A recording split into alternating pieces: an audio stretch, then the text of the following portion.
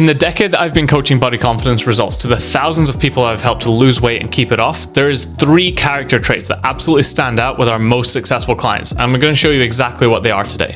If you're new here, my name's Alex Murphy, and I'm an expert in helping people fix their diet mindset so that they can finally lose weight and keep it off without giving up all their favorite foods. And if you're watching this right now, I'm guessing you're a bit stuck with your weight loss goals too, and frankly, it's pissing you off at this stage. And you're probably starting to notice the effect it's having on other areas of your life, like your sleep is off, your mood sucks, and you just can't fit into those work clothes anymore. If that's you, consider hitting the subscribe button if you like this video, and I'll drop more of this knowledge on a weekly basis. So like I said, the 3 character traits of our most successful clients, and by the way, I've seen these on repeat countless times with the people who come into our program, lose the most amount of weight, keep it off, and ultimately feel happiest about their results long term. Trait number 1 is optimism. Your ability to focus on a task, apply yourself, and stay in it long term is incredibly dependent on how optimistic you are about completing the task and achieving the outcome. This means that if you approach a goal with a level of doubt, fear, or uncertainty, you're likely not going to have the sticking power or the resilience to get through enough challenges that actually will lead you to the outcome long term. And more than likely, your effort at the task is going to be weak. Now, if you approach that same objective or task with a level of direction, focus, clarity, and optimism,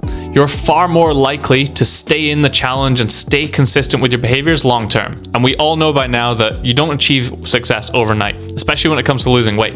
You want to think about this as a process of months and years for long-term behavior change. Anyone can do the 75 hard, anyone can write a challenge for themselves for 30 days, but we all know that long-term behavior change is a process of overcoming obstacles, growing as a person, improving your mindset and resilience to ultimately deal with bigger and bigger challenges down the line. What's more is that the more optimistic you are, the more productive your learning is as well. When you're optimistic, if you do fail or you do slip up with your diet, you're far more likely to be able to put it behind you quicker and actually look into the task and go, okay, what went wrong there? How can I learn from that in the future? What do I need to adapt and change going forward? And that brings us to character trait number 2, learn and adapt. Definition of insanity is trying to do the same thing over and over again, expecting a different result. Yet that's how most people approach their diet. They go hard Monday to Wednesday, something comes into their life on Thursday that throws them off balance, or they go completely off the rails at the weekend. By the time Monday comes around, they're so disappointed and guilty for themselves that they just ignore it, pretend it didn't happen, and they think, I'll try again this week, only with more willpower or motivation or something along those lines.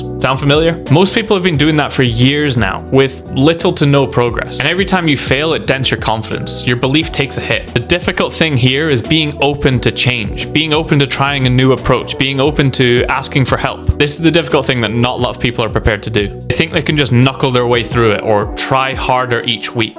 But how's that really going for you? The 3rd character trait of our highly successful clients is they use public accountability to their advantage. If you just say to yourself in your head one day, I think I'd like to try and run a marathon, there's probably not a high chance of you going out and taking the first training run or following through with the training when it gets difficult. But the second that you sign up for that marathon or you tell other people that you're doing it on a certain day, you've put yourself out there and you've put some stakes on the line. It becomes very real. And again, there's a fear of making it real in case we fail, going back to the fear of failure that we've talked about in previous videos. Ultimately, you want to be known as someone who's dependable and follows through on their words. And when you tell other people, hey, I'm going to do this, it means that you have to follow through despite how challenging it might be. Ultimately, no one wants to damage their reputation to other people. So it's much easier to keep the goals internal, and that way no one knows if we failed. Public accountability is nerve-wracking for a lot of people for that very reason. But as soon as you do it, as soon as you rip the band-aid off, you'll find that it actually puts your plans in place and it gives you energy, an almost anxious, uncertain energy that means you want to go out and do the training or you want to plan and stick to the diet. You'll find that it also recruits support. Most people are afraid of what other people will think or the judgment that will come their way from setting a goal. But you'll find that the voices who are supportive are far louder than the 1 or 2 negative options who maybe try to pull you down, if they even speak up in the first place. So let's look at how you can use each of these 3 methods immediately today to put your plans in place for weight loss success in 2025. Firstly, we need our attitude to change. This involves getting deep with our internal narrative. I've spoken about this in countless other videos, but your thoughts alter your internal narrative. Your narrative builds your identity. Your identity influences your attitude. Your attitude dictates your beliefs, and you only act or behave based upon that belief system. Actions and behaviors repeated over time form your habits. So most people look at this at the top of the pyramid and think, I'd like to change this habit or this behavior, but they don't work down that pyramid enough to go back to their identity, their thoughts, their internal narrative. That's the foundation of all our beliefs, habits, and behaviors long term. So in order to change habits and behaviors, we have to start at the root or the foundation. And the foundation is always your thoughts and internal narrative. Now, this isn't about trying to block out negative thoughts. That's the mistake that most people make. And unfortunately, it's not a strategy that really works. For example, if I tell you not to think about pink elephants, what do you start thinking about?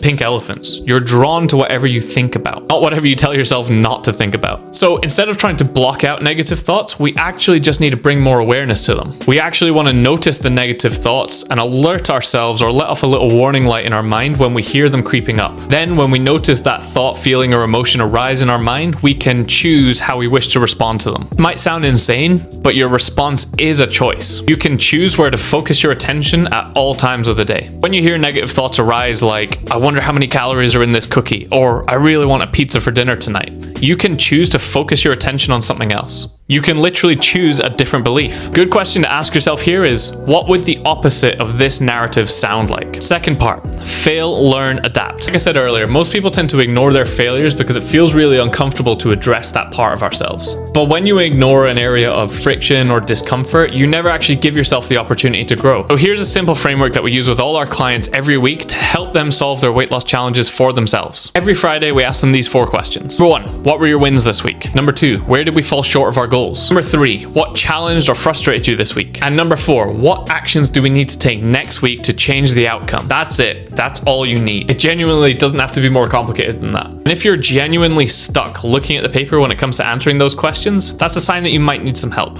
If that's the case, click the link below this video and I'll book a free 30-minute call with you just to run through your biggest challenges, how we might overcome those, and set a plan in place for you to be successful with your weight loss and body confidence goals this year. It's completely free, it's no obligation, just 30 minutes of my time if you feel like you need it. The final step, public accountability. Like I said, this one's fairly straightforward, but it's just a little bit scary for people when they get going with it initially. The good news is there's a bunch of different ways to gradually expose yourself to more public accountability over time. You could sign up for a race or a challenge and fundraise for a charity. You could tell your parents or your friends or your colleagues that you're going to do something on a certain day. You could hire a coach for some speed, direction, and extra accountability. Or you could post your goals on social media. Whatever step you decide to take on that public accountability, just do it quickly. Start from a small area of just telling someone close to you about it. The longer that you procrastinate on this, the more you're going to suffer, because you're going to suffer the anxiety of what will people think, all the worst case scenarios, all the mind tricks that get played on us when we're thinking about something we're afraid of.